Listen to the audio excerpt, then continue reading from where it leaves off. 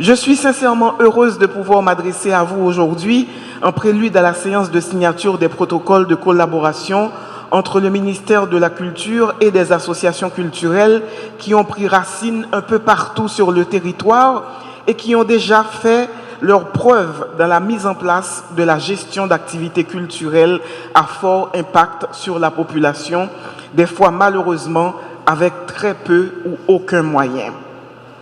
Cet événement qui nous réunit aujourd'hui est la traduction d'un engagement que j'ai pris et rendu public le jour de mon installation comme ministre de la Culture.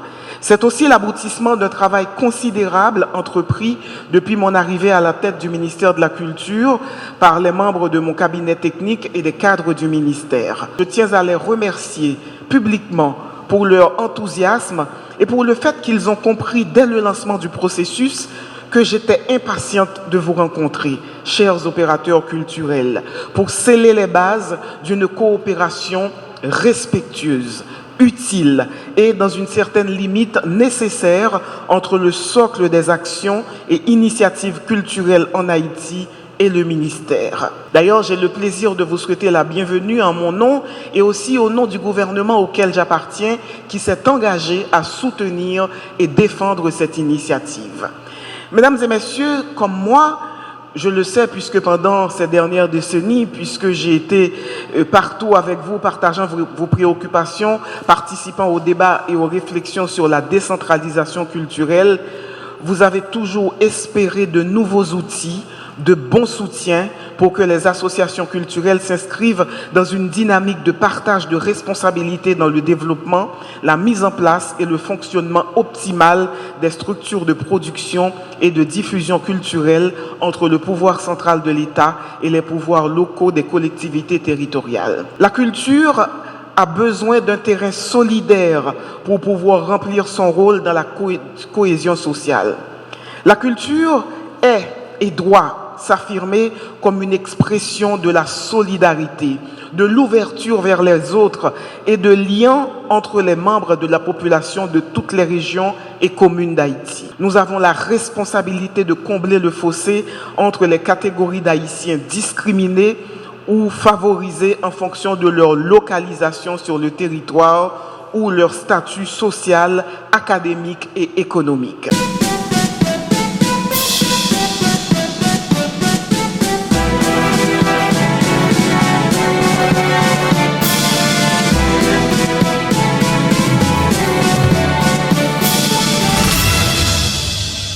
En Haïti, comme vous le savez, les conditions de détention sont très compliquées et le non-respect des droits civils et politiques des personnes privées de liberté représente l'un des aspects les plus critiques en termes de défense des droits de l'homme.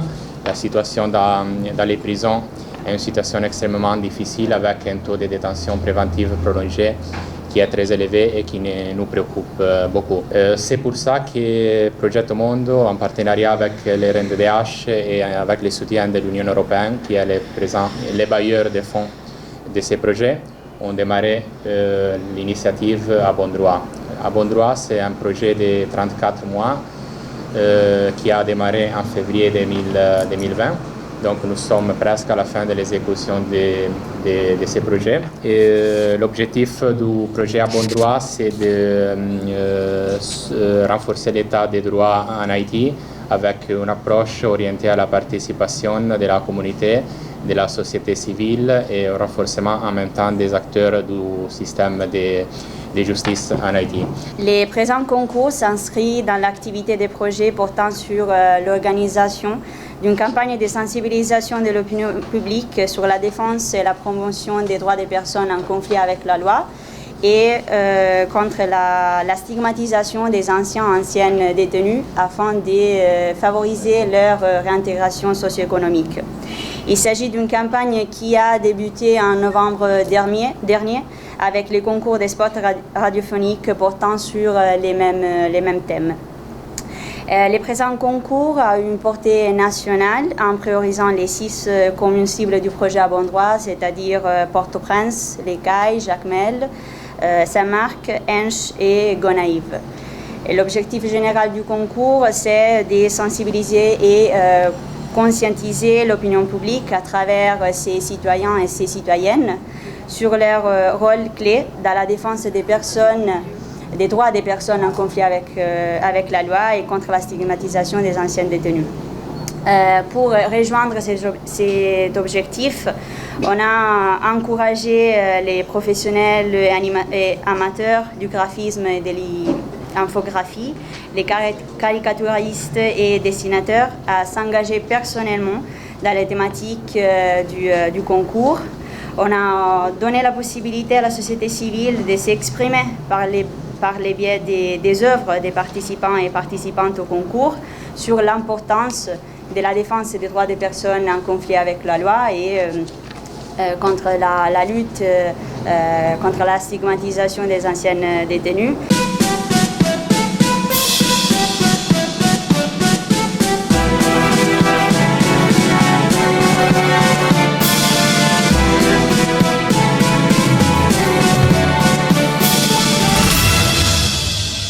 Plus de 30 ans, Haïti pas jamais joindre un dirigeant, un gouvernement, un président, un premier ministre et ministre qui a travaillé au profit des pays.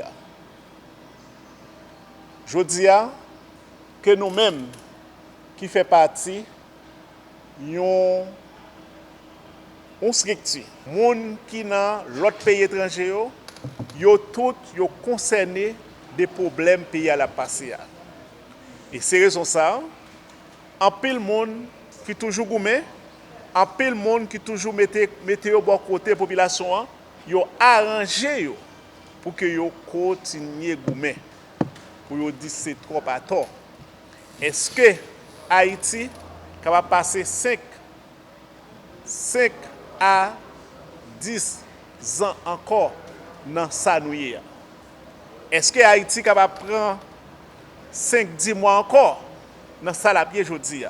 Malheureusement, Haïti semblait, peuple haïtien semblait, un groupe de monde qui l'a sans berger. Pas un premier ministre qui a décidé pour eux, pas un ministre qui a décidé pour eux. Donc je dis, toutes conditions sont réunies pour une explosion sociale. Et nous croyons c'est ça qui t'a dû faire dans l'immédiat pour retirer le pays dans sa liste aujourd'hui. A remarqué, je ne dis dans le pays d'Haïti, ou que c'est insécurité qui bat son plein. C'est kidnapping qui taille bandal. C'est gangsterisation qui taille mandal. La preuve, pendant qu'on a parlé à là, même la plaine du cul-de-sac, pas connaît à qui c'est pour yo adresser yo. Pendant qu'on a parlé à là, mais peigné, y a kidnappé moun. Ariel Henry ne dit absolument rien. Mais Matissan, y a touye moun, y a braché moun. Ariel Henry ne dit absolument rien. Dans zone la boule, mais y a dépaché moun, y a touye moun. Ariel Henry ne dit absolument rien. Et c'est dans différents coins pays, nous assister à la recrudescence d'un phénomène de kidnapping, insécurité, massacre et latrier. Et que nous-mêmes, en tant que monde qui fait là, en tant que patriotes, en tant que altruistes, en tant que généreux, nous ne pourrions pas rester bouche bée face à une telle situation. Voilà pourquoi nous avons compris la nécessité de nous mettre ensemble dans la perspective de donner une autre direction à la société. Nous mettons outils à camper, EMNA, l'espace de mobilisation nationale, c'est l'embut pour nous déclencher dans différents coins pays, un ensemble de mobilisation, un ensemble de bataille, un ensemble de combat pour nous voir comment nous sommes arriver à débarrasser tout le pays, toute l'administration publique là, de monsieur PHT Kayo, qui sont pratiquement responsables de toute la détérioration de la République durant ces 10 dernières années.